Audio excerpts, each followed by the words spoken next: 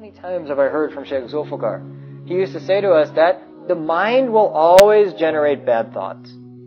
The mind will always generate bad thoughts. It's not the goal of the salik that they remove or rid themselves of bad thoughts. Yes, they can decrease the frequency by spending time in dhikr and by avoiding the environments of sin, but there will always be some thoughts in the mind that will arise.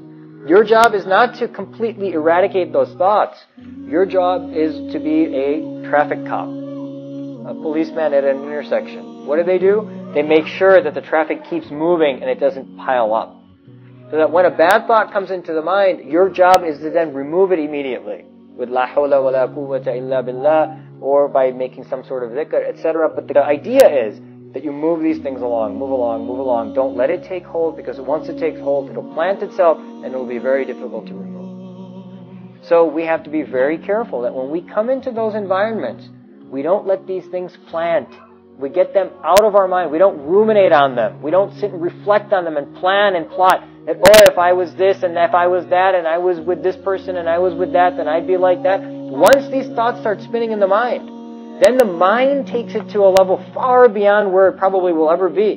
And then the imagination begins to fertilize it and begins to water it and begins to provide it with sunlight. It's very difficult to then remove that notion. Then that little notion becomes eventually a plan and a plot, and eventually becomes a sin. And then slowly, shaitan drags the person down the road that they never thought they would be. They never thought they would travel down such a road.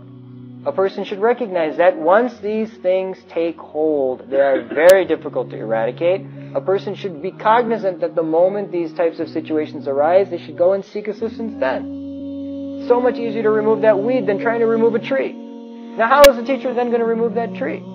So we have to be very careful that if we have to go into such environments, right, that when we are in those environments, we are very careful how we interact.